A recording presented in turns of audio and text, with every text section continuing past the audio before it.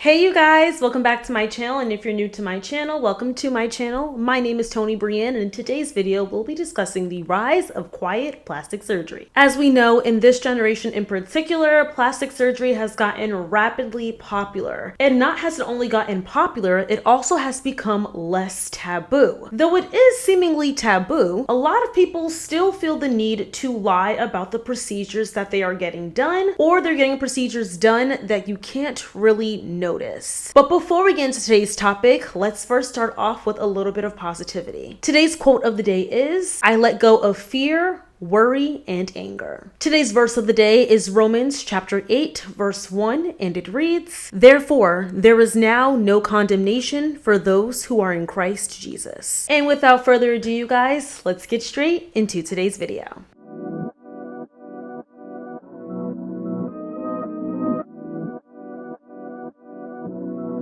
Taking you in this moment. So you may be asking, what exactly is quiet plastic surgery? Well, let's start off with the basics. What is plastic surgery? Plastic surgery is a medical procedure that enhances someone's looks physically. Plastic surgery can be used to fix injuries, correct birth differences, or just to make someone feel more confident within themselves, so there wasn't something necessarily wrong with them, they just wanted to fix something. And that is the concept of plastic surgery that we are going to discuss, the one that is meant to make you feel more confident or better about yourself. So that leads to the next question. What is quiet plastic surgery? Now, quite frankly, I guess this is kind of my own definition because I came up with the concept of quiet plastic surgery in particular with this video. So from my definition of what quiet plastic surgery is, I would label quiet plastic surgery as a form of plastic surgery that is meant to be almost undetectable. Like you will look at someone and you don't really know if they just had a major glow up or if they went and got a brand new face. It is very subtle, natural-like enhancements done to the face or the body. It's meant to refine somebody's looks without the masses recognizing or noticing it. So in this video, we will be discussing the different forms of quiet plastic surgery and how they can be deemed as problematic to society. Starting off first with fillers and Botox. But before we start discussing fillers and Botox, I would like to thank the sponsor of today's video, Pretty Litter. If you guys know me, you guys know my kitty cat Nala is my absolute best friend and my lifeline. I love her to pieces. That is my baby girl.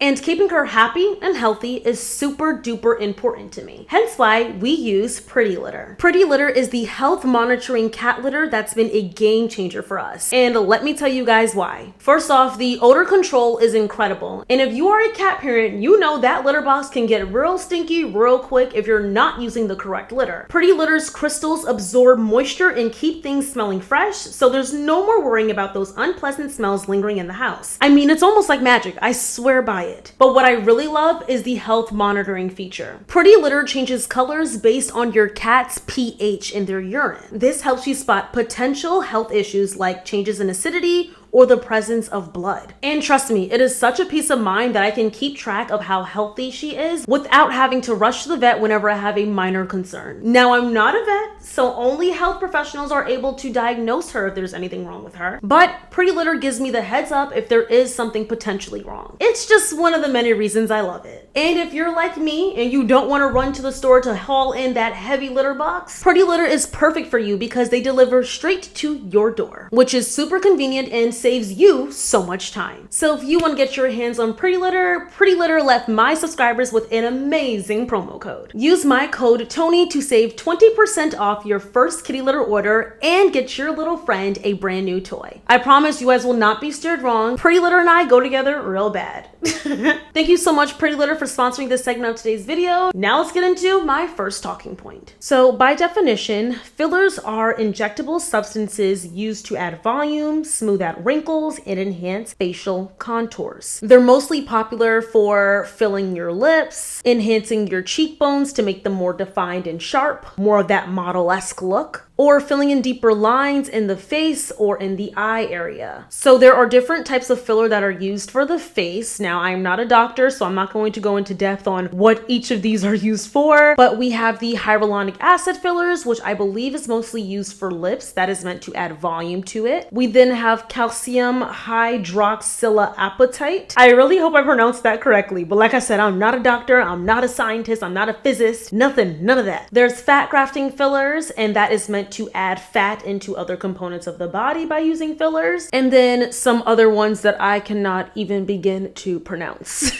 So what do people mostly get fillers for? The number one place that people get fillers is upon thy lips. That has been really popular in recent years, and that was due to the infamous Kylie Jenner lip challenge, and just Kylie Jenner getting her lips done and everybody wanting to have these big voluminous lips all of a sudden. So lip fillers exactly are meant to add volume, to shape the lips as well, and to define the lips to achieve a more fuller and I guess attractive look. And as I stated, the lip filler trend gained a lot of traction when influencers and celebrities began getting them. The next popular filler placement that we are going to discuss are cheek fillers. Cheek fillers are meant to lift and define the cheekbones, once again, to get more of that model-esque look. It's meant to add structure and more of a youthful contour to the face, and this is meant for the women that are looking to try to achieve a more sculpted look. The other ones we're going to talk about are the under eye fillers, the jawline fillers, the chin fillers, and then fillers in your nasolabial folds, which I see quite a bit today. And if you don't know what the nasolabial folds are, they're your smile lines. So these little things that pop up when I smile, people want to get rid of them. Now, of course, I understand that some people have deeper smile lines than others do, but I think that it just adds character to your face, in my personal opinion. And quite frankly, maybe I sound absolutely ridiculous because mine aren't as deep. And also, I'm younger, so I'm sure as I get older, most people when they get older, the lines define even more. But I just like to think of them as you had a very happy childhood. You were smiling a lot, so they naturally form and stick.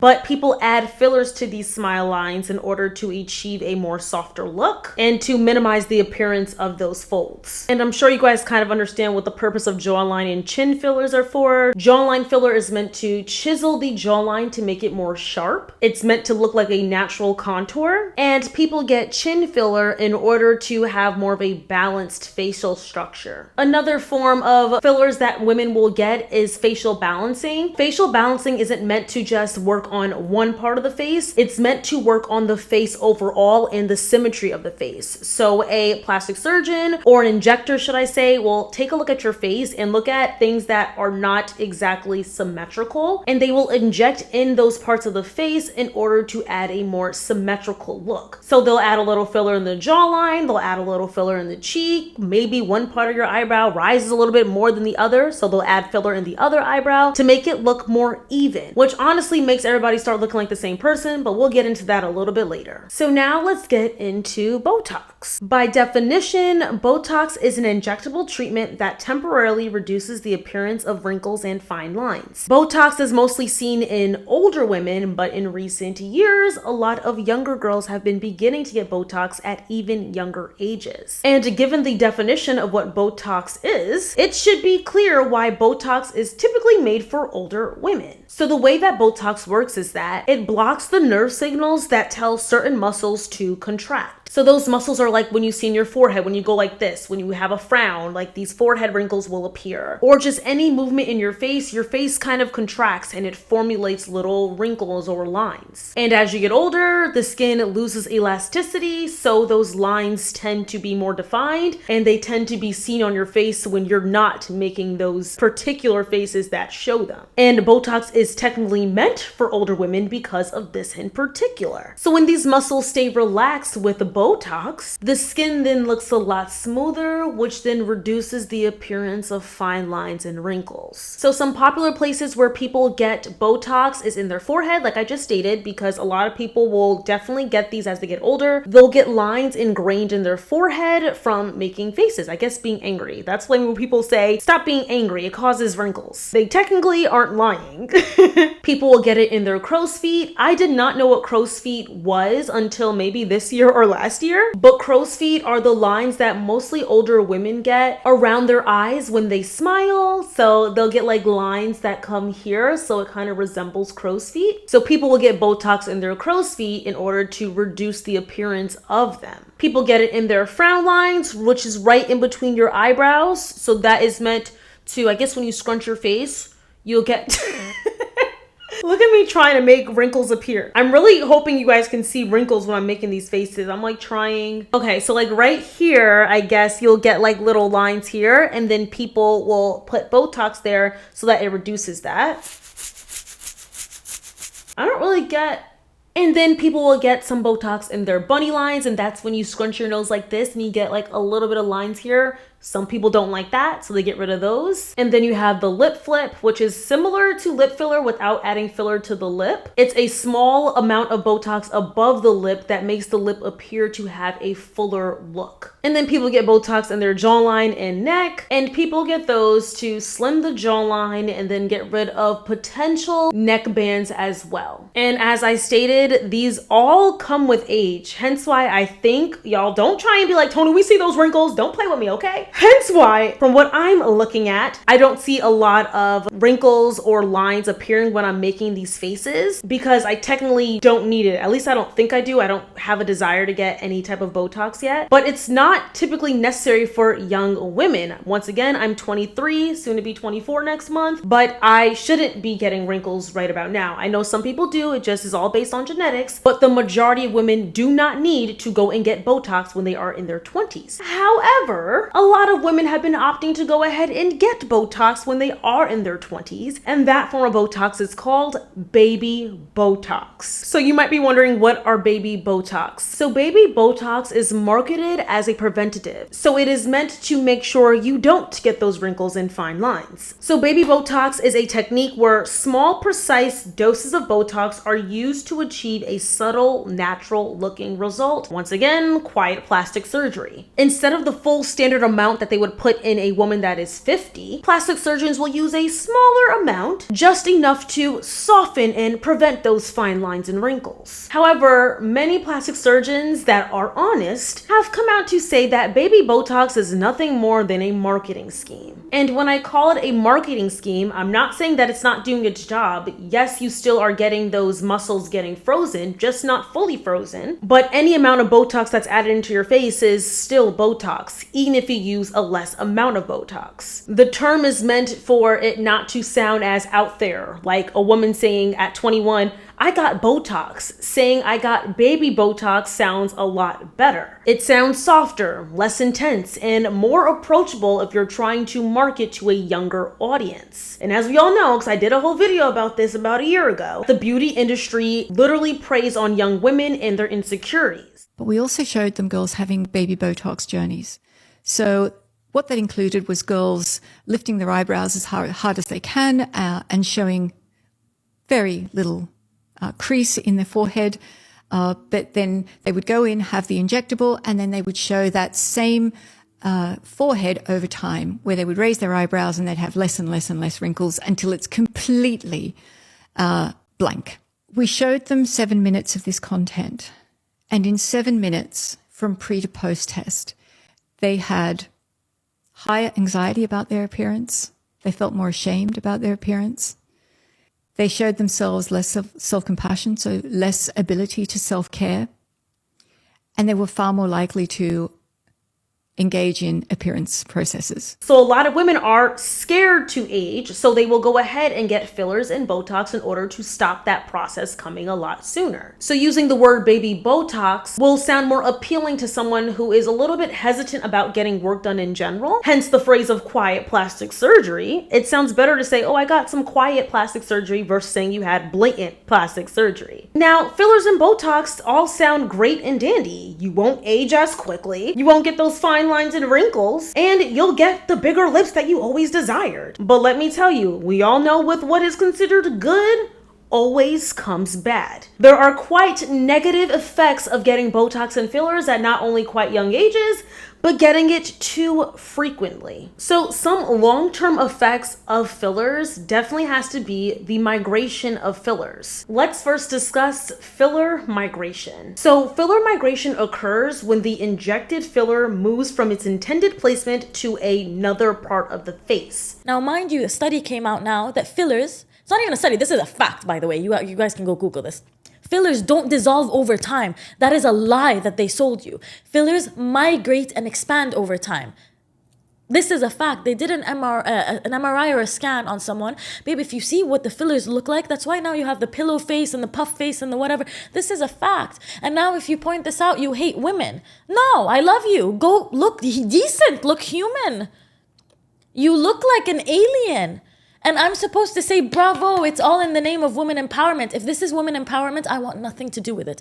I would rather tell you, you look insane. You look insane.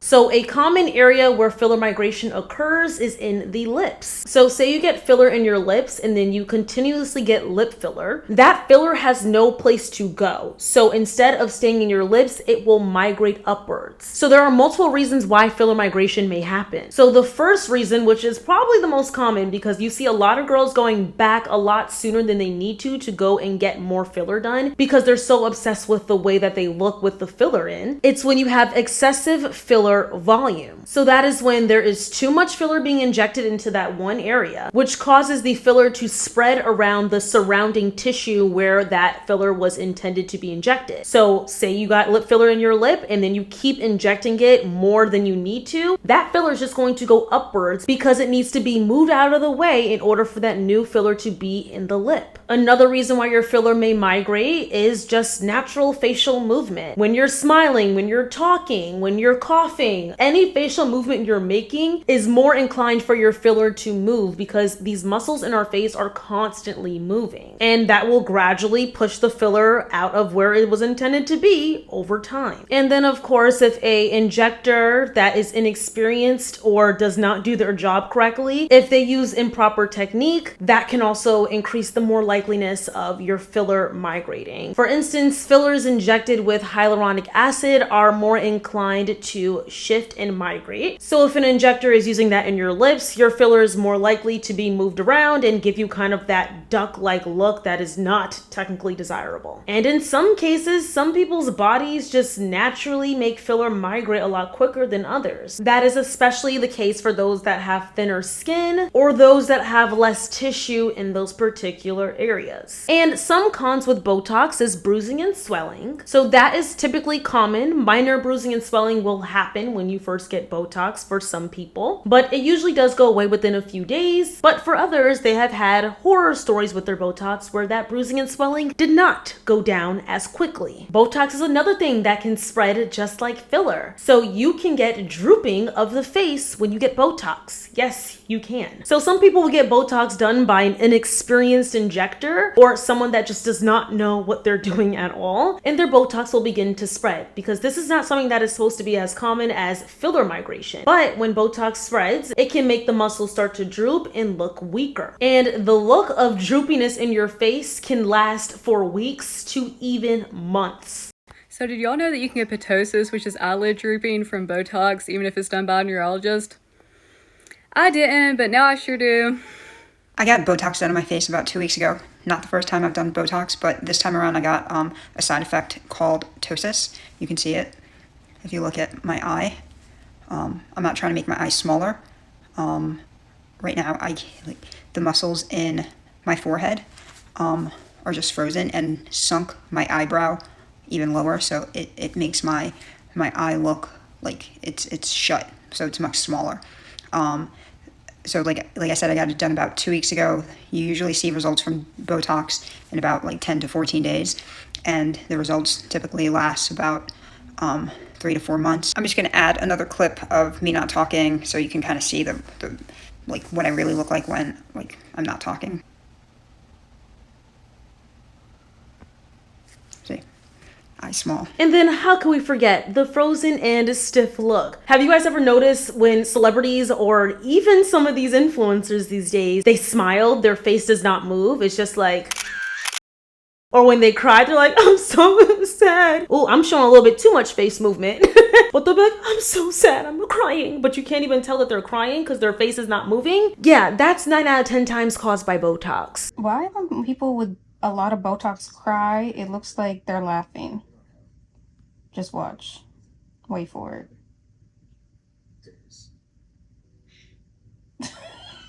It looks like they're laughing. Like, I'm sorry, it's not funny, but it's just ugh, it's too much. So if too much Botox is injected, it can lead to that frozen look. As I told you guys, Botox is meant to freeze those muscles in your face that cause movement. But when too much is frozen, that's when you get that stiff look. And that causes your facial expressions to look almost unhuman-like. Raise your eyebrows. Raise. Raise your eyebrows. That Botox is in full effect. I like a frozen face. They are lifted.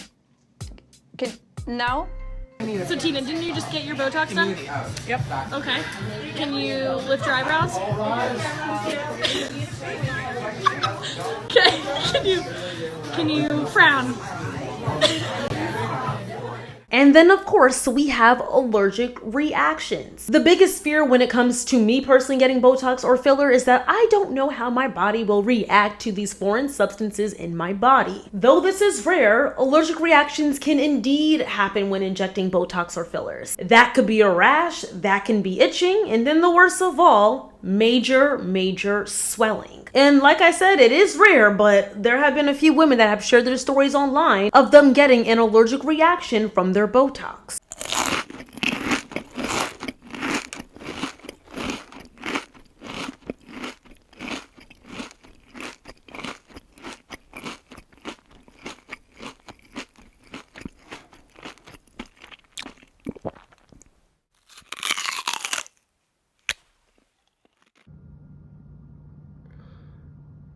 This is probably the worst thing that's ever happened to me. Yep. On the way to the doctor's. I feel like I have to do this video because I did a video about my filler journey and it went flawlessly. And then after 6 weeks, I had heard that if you get filler and you get sick, like a flu or a cold, your filler could swell up. Obviously, to this extent, no, I was not aware that it could swell up to this extent. I think I'm one of the rare people where it swells up to this extent, but the pain, it's very rare that like if I'm sick or stuff I'll just start crying. I have spent half the night crying, and then when I look at myself and I start crying more, and then I'm drowning myself in painkillers. I've got to take steroids today, and I don't even know how it's gonna work. And I'm just gonna see. I'm gonna take. I hope they work within an hour because I don't think I can actually deal with this again for the whole day. I've been like this for 48 hours now. I can't go outside my house. I can't see no one. I went to the pharmacy yesterday and showed them, and they looked terrified. All right, this is not really bad filler. This is actually angioedema, which is caused by allergic reactions generally.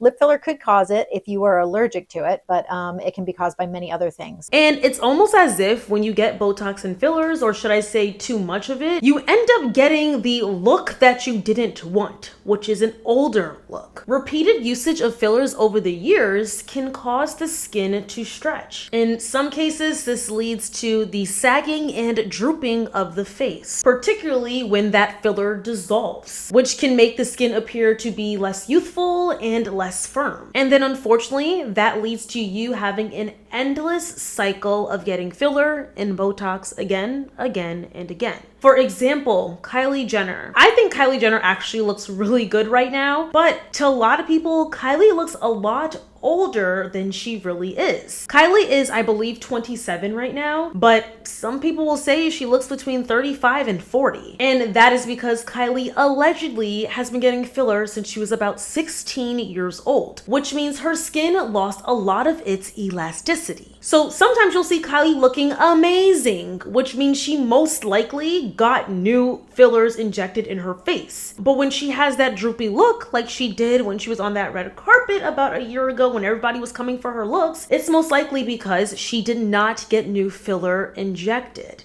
Everybody's wondering, what is going on with Kylie? Specifically, what are these creases in her cheeks? These could be small festoons or malar mounds. Traditionally, these are caused by swelling and droopiness of the orbicularis oculi muscle and the overlying skin due to genetics and aging. But it can also occur as a consequence of injections of filler, specifically hyaluronic acid, around that muscle. It's my belief, based on this photograph, that Kylie Jenner has had a facelift at the age of 27. Why do I think that? I'm a plastic surgery enthusiast, and once you know the signs of facelift, you can't unsee them. This pixie ear right here, and I don't know if you can see the pull here, those are the telltale signs of a facelift. We saw in 2020 that Kylie was looking very full in the face. Her filler practitioner had allowed her to be overfilled. Fast forward a few years, at the top of 2024, we saw that much of this facial filler had been dissolved. How did we see that? Well, we can see from the emptiness, the tear trough area, and just a general deflation on the Kardashian just after that Paris appearance. She said she was going on a filler removal journey. Now, people laughed at her and said there's still filler in her face. The only filler that was really there was in her lips. At the time, I wondered why she'd done such a comprehensive dissolution of the filler, but now it makes sense. She was preparing for a facelift, and it's often best to dissolve filler before a lift. In my opinion, it would have been done between this appearance in Paris and the Met Gala in May, where you see she looked very snatched. I thought it was a lift then, but I wanted to wait until there was at least some evidence, and there it is. Why does this matter? Kardashian Jenners have inadvertently, perhaps, but they have glamorized the use of filler. And now we're seeing the consequence of overfilling one's face, and it's important for the public to know that if you overfill your face, dissolving the filler has consequences. Kylie clearly has the resources to make radical interventions to correct the mistake of overfilling, but many of us don't, so we just need to be mindful. I feel like filler is sold as a less invasive way of changing your face, and to some degree it is, but it also has lasting effects which can require costly interventions to regain the face you would have had if you just left it alone in the first place or done less filler. And once again, this is all alleged. We don't know if Kylie has gotten fillers or not. I don't think she's ever said that she has gotten fillers, but from lots of plastic surgeons' expertise, it does appear that she does have what people call the filler face, and that is when you get too much filler. So people will call it filler face or puffer face. And both of those terms describe when a face is overfilled and gives off this puffy appearance. And this happens once again when too much filler is injected into one area. Have you ever wondered why filler looks bad on some people? It's the injector's fault, and we're going to tell you why that is. I saw this photo of Kylie Jenner the other day, and it is a perfect representation of exactly what I want to describe to you.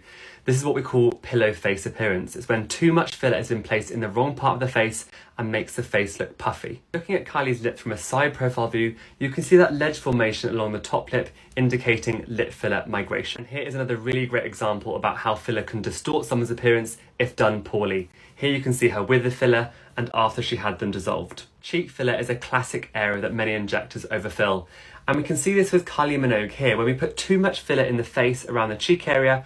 When someone smiles, it pushes up against the eyes and flattens the actual base of the eye. We now know that filler lasts much longer than we initially thought. When someone gets filler for the first time and they look in the mirror, there's this overwhelming sense of confidence that comes over them. It's not because the filler has migrated or expanded over time. They want that boost in confidence again, and they're going back to their injector just too soon. Layering filler on top of filler just too soon or doing too much of it is what gives you pillow face. So though filler and Botox can be labeled as quiet plastic surgery in the beginning, the negative effects of it makes that quiet plastic surgery not so quiet. Now let's get into rhinoplasties, aka nose jobs. So nose jobs actually got very, very popular in 2020. And I would say that was due to us being on lockdown and just scrolling on our phones. I'm always going to stem back to 2020 and just blame 2020. The pandemic led a lot of people to make rash decisions because there really wasn't much going on in our personal lives because we were just locked in our homes. Also, being on Zoom during COVID, we constantly were on video chat, and it allowed you to look at your face a lot more and analyze every feature of your face, and in that, analyzing every feature that you did not like about your face, thus making you want to go and get work done. And not only that, not going outside allowed people to go and get work done and be able to heal in peace, so they didn't have to go go to work and wear their nose bandages. They didn't have to go to work and wear their fajas. They can just heal at home. And then people would see them again and be like, wow, you look so good. And you can just say, oh, I lost weight in my face and that's why my nose is looking snatched. But us constantly scrolling on our phones and creating insecurities that we didn't know we had. I started noticing the obsession of noses in general on social media, mainly the appearance of not a Eurocentric nose, but like the perfect button nose. Girls would go on TikTok and post when you have the most perfect nose, and then they would show their face on the side and show their nose having this arch, and that was like the dream nose that people wanted. And then ethnic noses became a big no-no and the button nose became a big yes. I want this nose.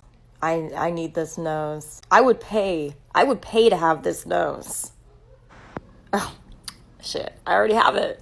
So while women were trying to achieve this nose job, they also wanted to do it quietly. So the button nose was trending and girls wanted to get close to that button nose, but they did not want it to look super obvious that they went and got work done on their nose. Thus rose the ethnic rhinoplasty. So an ethnic nose job is a rhinoplasty that is specifically tailored to preserve or enhance the unique characteristic of a person's ethnic or cultural background. The ethnic rhinoplasty focuses on more of the subtle enhancement of the nose versus the more drastic enhancement of the nose. So people won't look at your nose and say, she got a nose job. It fits your face perfectly and maintains the cultural aspect of your nose. So some cultures that have distinct noses definitely would be Black people. We have distinct nose shapes. Europeans do too. And then of course, Middle Easterns have very definitive noses. The whole point of an ethnic nose job is to preserve the natural identity of the nose. So as I said, there was a surge in rhinoplasties on TikTok. So when you start seeing more people going to get work done on their nose and they come out and they survive and they look great according to your standards, you will become more inclined to go ahead and get the same work done because you are now influenced. Like I said, you do not need to be an influencer in order to provide any sort of influence. All it takes is one viral video and everybody will be copying one trend. So whether people are doing the ethnic nose job or just trying to get more natural nose jobs, which is just small adjustments to the nasal bridge, small adjustment to the tip or the nostrils, or a closed rhinoplasty that has recently gained a lot of attention, where the plastic surgeon goes through the nostrils in order to make their incision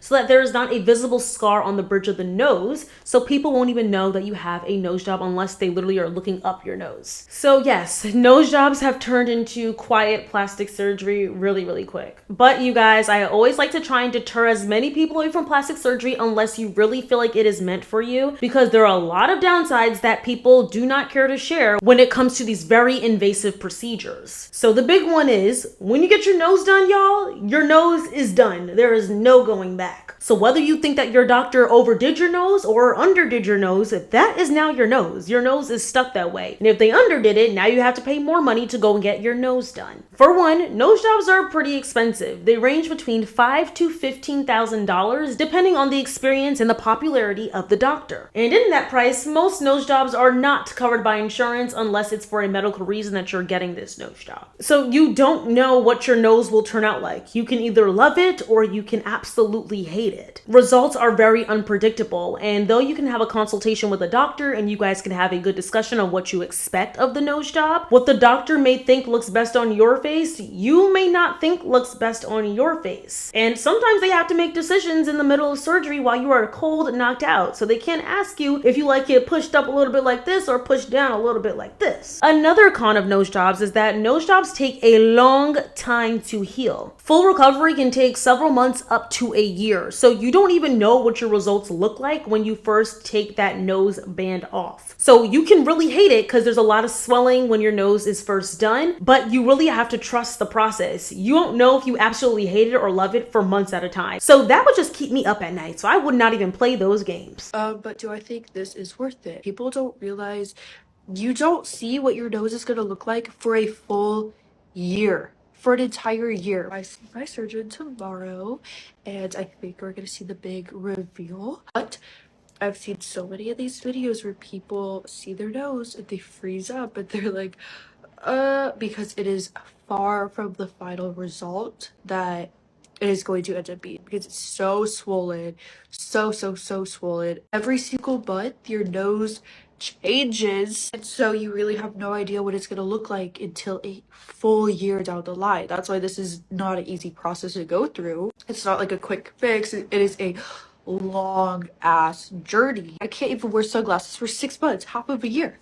I'm gonna be 21 by the time I finally wear sunglasses. Isn't that insane? For me personally, hands down, so worth it. But if you have just like a little bump on your nose you want to take away, or just like a slight change, like, I don't think it's worth it for just like a very minor change to your nose. Unless it's like some drastic like difference, I don't think this process is worth it. My pain tolerance is so high. I think the worst my pain got to was like maybe a 3.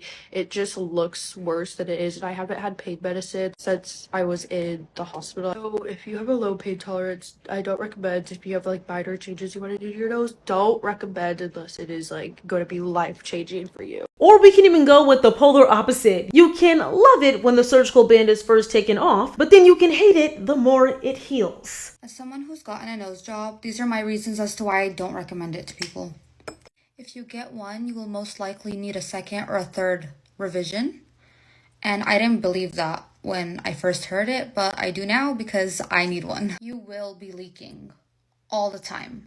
They say it only happens to some people, but everybody I know, including myself, who's gotten a nose job, leaks randomly, and it's so annoying. The scar will most likely not go away completely. I used a really good, expensive scarring treatment, and it's still there.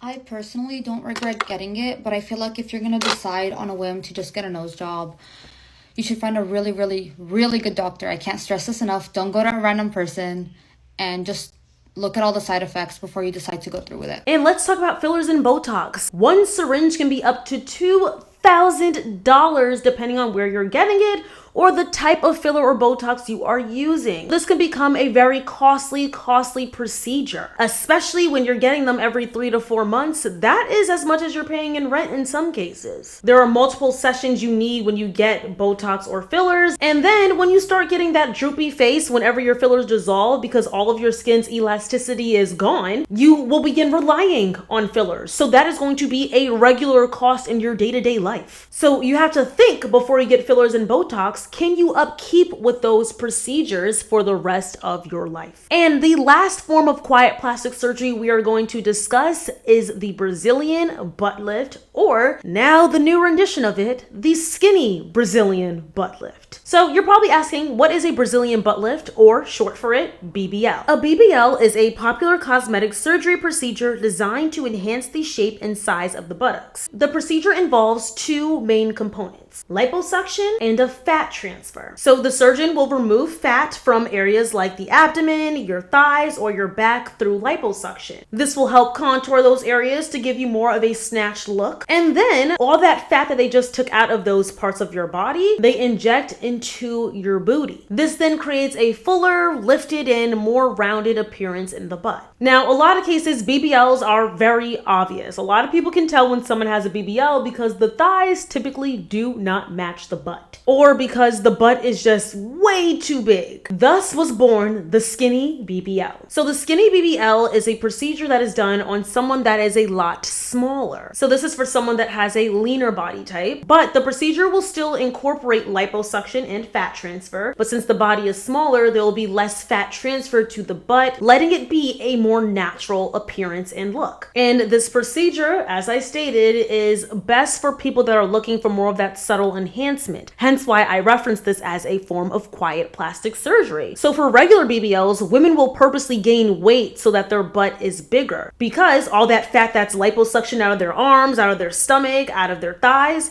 is put into their butt. However, if you want that skinny BBL, more of that natural look, you will lose more weight so that there's less fat injected into your butt while still contouring the body and giving you that desirable shape. However, just like a regular BBL, a skinny BBL has a lot of risks. For one, the most serious risk of a skinny BBL and BBL overall is a fat embolism. A fat embolism is when fat enters the bloodstream, thus blocking a blood vessel and then potentially traveling to the lungs, the heart, or even the brain. This can definitely be life-threatening and is actually the leading cause of death in BBLs. There's also threats of blood clots, infection, scarring, and then irregular and undesirable results. So in terms of the infection, whenever you get a BBL, you have to really take care of yourself. This typically occurs on the site of where the liposuction incisions were, or where the fat was injected into the butt. And these infections can lead to some serious complications, including death, or prolong the healing time. And BBLs are known to have a very painful healing process. And another thing that people don't realize, because a BBL is a fat transfer, the fat cells may not even survive in your booty, okay? So the final result may not be what you wanted. Some of the transferred fat can be completely dissolved, which leads to less volume than anticipated. Hence why a lot of the times when girls just get regular BBLs, doctors will overly fill their butt because they know that in a lot of cases that fat will be dissolved by the body.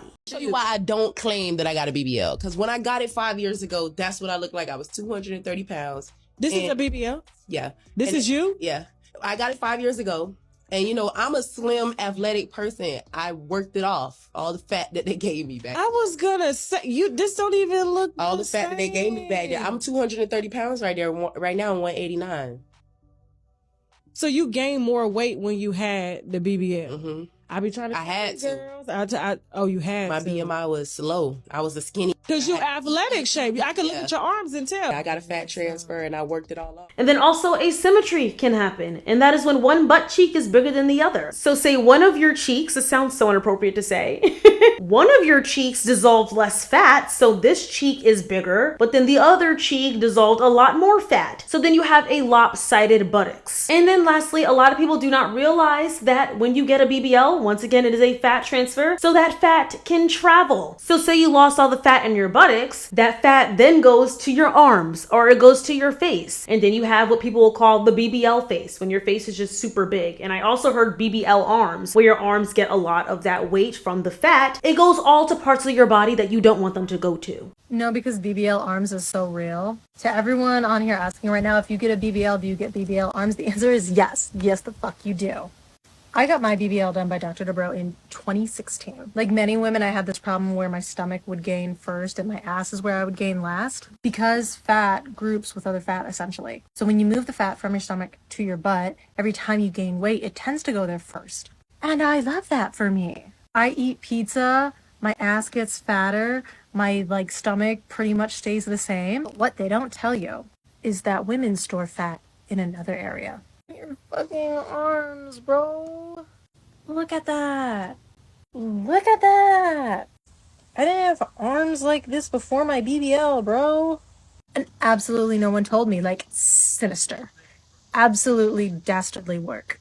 If you're considering a BBL, just know, you better have money for that arm lipo after. And then, as I stated with nose jobs, BBLs take a long time to heal, and it is a very painful healing journey. You cannot even sit on your butt for, I believe, 6 to 8 weeks, okay? You cannot sit on it. You have to have a BBL pillow to sit on. So this can be a very uncomfortable and inconvenient lifestyle for a portion of time. Especially if you are a person working a traditional 9 to 5, you can't just take several weeks or months off of work. You have to go to work, but then everyone's gonna know you have your BBL, and it's not so quiet anymore because you have to bring out that BBL pillow, or you can't sit on your desk chair at all. So to me, I don't think that's really worth it as much. And the cost of a skinny BBL is quite expensive. It ranges between $5,000 to $15,000. And even if you go overseas to get it, them numbers are still high. It's between $500 to $7,500. Whether you're in Brazil, Mexico, Colombia, or Dominican Republic, those are the most popular places people go outside of the United States to go and get a BBL. It's still pricey. And then you have to think about the consultation fee. That's between $100 to $500. And then you have to think about the post-operation care you need. You have to pay for your faja and all your garments. You have to pay for nurses. I know there's even BBL hotels that people go to, and they have to pay for the nurse, and that's an extra $2,500 plus. It's very expensive for girls to get these looks that they so desire and so want. The expenses for the BBL, you have to consider your 2 weeks expenses, because you're gonna have to take 2 weeks off work. It's $17,000 for the surgery, at least the surgeon that I went to. There's surgeons that are a lot cheaper, obviously, if you go to Miami or somewhere else. There's also surgeons that are more expensive, like Dr. Zhang. I think he starts at 20 grand. And then you have to spend at least $2,000 on massages, because you're gonna need at least honestly like 15 to 20 massages. I spent about at least $1,000 on food delivery during those 2 weeks, and then about $500 on post-op products such as like foams and like creams and all that stuff, not including medication, because my medication was free since I have health insurance, so all about $20,000. First, my pre-op appointment was just submitting pictures of my front, back, left, and right. They called me on the phone and I paid my $800 deposit. That $800 deposit was deducted from the $7,000 total, and that came with my foam, my boards, my BBL pillow, and the thing I needed to go potty with. Now I'll show you what I ordered on Amazon. I got a mattress protector. I got puppy pads to lay over still. You come home with compression socks, but I bought more. I bought a robe that I wore to and home from surgery and pretty much the whole week. I promised get arnica. I had one bruise. I got this for electrolytes. You also have to pay for your massages. I did 3 my first week and I'm on to 2 a week now. And the last thing that I paid for was my next round faja. Now I'm lucky that I live in Vegas, so I didn't have to pay for like, you know, a homeroom or caregiver or flights or whatever. But let's say you don't live in Vegas. I would assume if you live in the US, your round trip will be probably around $800. The girl that does my massages runs a recovery home here. You can really fly home a week after surgery. For $2,300 for the week, you would cover your room, your board, all your food and meals that she makes. She's a nurse too. Your massages for the week, your next stage faja, and anything else you would need. And she also takes you to and from your surgery. So it's really a steal. Here's the total I paid for everything because I live here. And let's say I live out of state, here's what I would have paid. Again, please don't let this video persuade you. It's just if you already planned on getting it. So though with a skinny BBL, you will get that natural result that you were looking for, is it really worth it if your life and your body's autonomy is at risk? But this gets into the question why? Why has quiet plastic surgery gotten so popular? And your answer is ding ding ding. I'm sure you guys already know, social media. A lot of these celebrities and influencers constantly have these almost outworldly beautiful looks that they did not get naturally. They have used quiet plastic surgery to achieve the look that they have now. Though they don't admit it, it's pretty clear they got work done. Or if people don't believe they went and got work done, they go and get work done in order to achieve that look on their face because they don't naturally have what that celebrity or influencer has. I can name off to you guys a bunch of public figures that have quiet plastic surgery or allegedly have it. We have the entire Kardashian clan. They're known for infamously lying about getting work done, allegedly, but they look very, very different from when they first touched our screens in 2007. It can appear as if they got little tweakments done over the years to achieve the looks that they have. I mean, Kylie Jenner has now admitted to some Botox here and there. Then you have Bella Hadid, who basically lied about getting a rhinoplasty for years when people suspected that she did. She had her fans trying to convince others that it was just her growing up and maturing in her face. No, that was not the case because she finally admitted that she did indeed get a rhinoplasty. Bella Hadid revealed that she regrets getting a nose job at 14. Over the years, there's been a lot of speculation about the cosmetic surgeries that Bella Hadid has gone and done. Well, in an interview with Vogue, she revealed that she got a nose job at 14 and it's something that she actually regrets. She said that she wishes she kept the nose of her ancestors and believed that she would have grown into it. In case you didn't know, her father is Mohammed Hadid, who is a Palestinian real estate developer. Gigi and Bella's mother is Yolanda Hadid. And right now, Yolanda is getting a lot of backlash for encouraging her 14-year-old daughter to get a nose job. Same with Khloe Kardashian. She admitted to her rhinoplasty as well. One says, oh my gosh, she's had her 3rd face transplant, but I've had 1 nose job, Dr. Raj Kanodia, and everyone gets so upset, like, why don't I talk about it? No one's ever asked me. You're the first person in an interview that's ever asked me about my nose. I've done, sure, injections, not really Botox. I've responded horribly to Botox. When I started, whatever, changing my look, you get better makeup, you do fillers, you do whatever. I had a nose job and there's still people constantly bullying you. It's like, so which one is it? You didn't like me then. You don't like me. You have to do things for yourself. Then we have people like Alex Earl, who showed her driver license photo from when she was like, I believe 17 or 18 to her today, nearly 24. Alex's face looks completely different. I genuinely think that I got a nose job in my sleep. Look at my nose. Like, granted, I didn't know how to use nose contour at the time, but it's crazy how much your nose grows into your face. I've literally had boyfriends before and I've shown them young photos of me, like going through puberty. And they're like, I literally don't believe you. They asked my parents, like, did she have a nose job? And that is most likely due to her getting quiet plastic surgery. Though I will give her accolades. She's not super quiet about it. She does admit to getting fillers at least. And quite frankly, I think she needs to chill with the fillers because it is definitely aging her. I think Alex is a beautiful girl, though I'm not a fan of hers anymore because just the amount of things that have come out about her in terms of her being racist But yes, just the ideology of always looking perfect on social media, which is an ongoing trend, even when we try to do off guards or even try to take pictures that are less orchestrated. Everybody's trying to follow an aesthetic, everybody's trying to look cool, everybody's trying to look perfect. So naturally, the rise of plastic surgery is going to happen. People are going to continuously go and get work done to try to achieve the natural, perfect look. With facial balancing, fillers, Botox, literally everybody seemingly looks exactly the same. The IG models, you can't even tell who is who because they all have facial balancing done, they all have the lip filler, they all have the veneers, they all have the skinny BBLs. It is so common, I fear. Also, the availability and accessibility to fillers, to Botox, to plastic surgery has allowed it to become less taboo and more acceptable in society. So more people are going to get work done. And with more of a wider range of subtle enhancements, it becomes more budget friendly to the everyday person, which makes them more inclined to go ahead and get work done. But overall, I will say, if you want to go and get quiet plastic surgery, I don't think it's necessarily bad if you do have a wrinkle that you don't want. I'm not saying you have to just naturally age, though I think people that naturally age look the best, but that's my own personal opinion. If there's something about your look that you really do not like, I advise all of you to make sure you do your research and you know the information behind the procedure that you're getting, and you're not just getting it because every girl on Instagram has it, or you're just trying to look like the next girl on Instagram or TikTok. Just know you are absolutely beautiful, you are desirable, you are wanted, and I promise there is someone out there that probably wants to look exactly like you. There is beauty in every aspect of your face, and it takes therapy, self-care, and self-love to see that beauty. But all right, you guys, that is the end of today's video on the rise of quiet plastic. Did I say it right?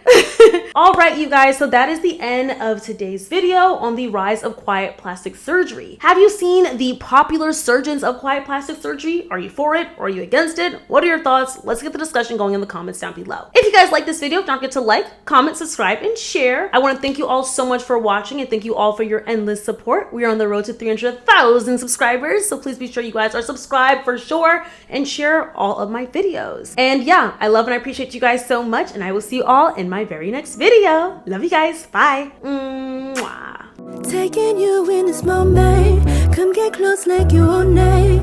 Read your aura, you were more.